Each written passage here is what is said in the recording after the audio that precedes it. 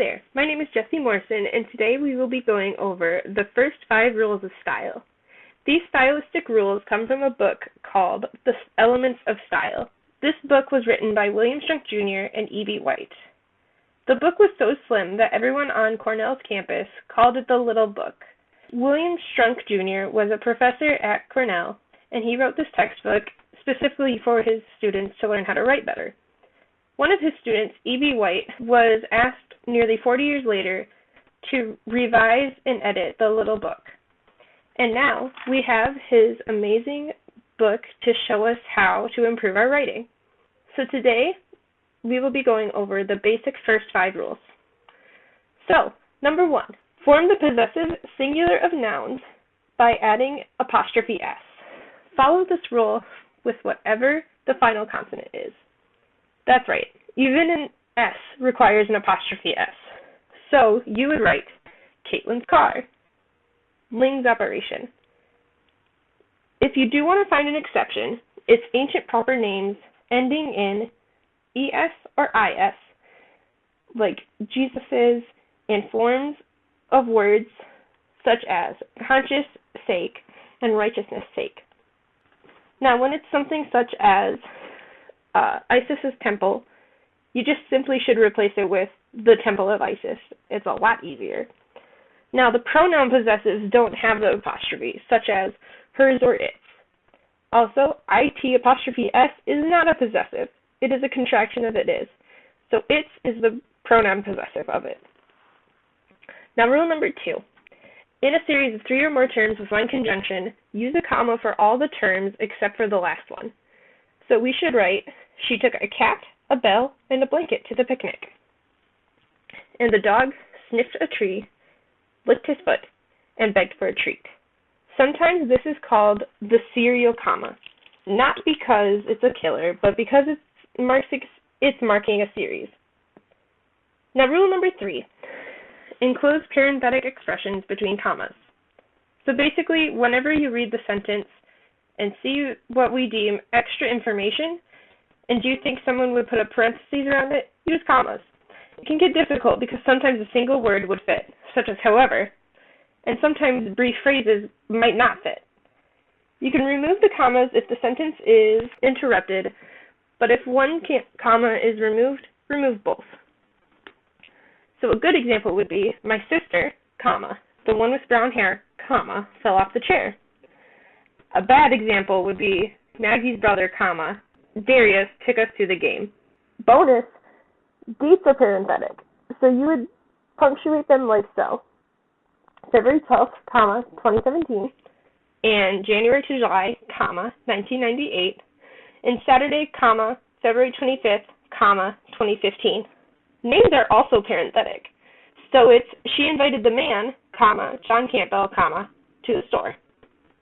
Or, well, Helen, your cookies sucked. Abbreviations are too. Letters, packages, etc. should be put in the box. And then another example being, Latoya Williamson, Ph.D., entered the contest. Don't put a comma when it's the restrictive term of identification, such as people that we think of like Alexander the Great or Jack the Ripper. So the easiest way for me to do it, imagine a TV character pausing where you put your commas, and if it works, you're most likely good.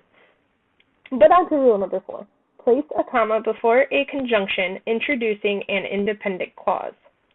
So with this rule, you start with a comma, and then you say your conjunction, such as for, or, but, and while. So you would say, she was Latinx, comma, while they were Hispanic. And Z was cool, but Z kept asking for money. Now, when the subject is the same for both clauses, a comma is useful for the term but, well, not so much for the term and. Like, I've tried all of the sodas, but Pepsi Vanilla is still best. And then, Maria's car was 2017 and eco-friendly. So on to the final rule, number 5. Do not join independent clauses with a comma. So if you have 2 clauses that are grammatically complete and have no conjunction, the single sentence will use a semicolon to punctuate it. Just like in this sentence. The girl ate a full meal. She hadn't eaten all day. Now, obviously, you can have these be separate sentences with a period in there. If you did not put the conjunction in, use a comma. So, if we add the conjunction, it would be, the girl ate a full meal, comma, for she hadn't eaten all day. So you think you've got it? Because it's quiz time. So after each question, you can go ahead and pause the video to figure out your correct answer and see how you do. Good luck! 1. Which is correct? A. Jesse's cat. B. Carlos's Bible. Or C. Charlie's bat. It's A. The apostrophe S was used correctly. Number 2. True or false? You do not put a comma before the conjunction in a list of terms. A. True. B. False. The answer is B. A comma follows every term in the sequence. 3. Which of the following is the correct use of commas with parenthetic expression? A. Joey, the cable man, put the TV in the wrong spot. B. Natasha wrote in elegant cursive that she'd be there at 5. Or C. Mother, who is 15 years older than him, said she'd never date him. It's B. The commas enclose the expression just right. 4. What do you place a comma before with an independent clause? A. The noun. B. Participle. C. Conjunction. Or D. None of the above. It's C. A comma and a conjunction are great for introducing that new clause. 5. True or false? You do not join independent clauses with a comma. A. True. Or B. False.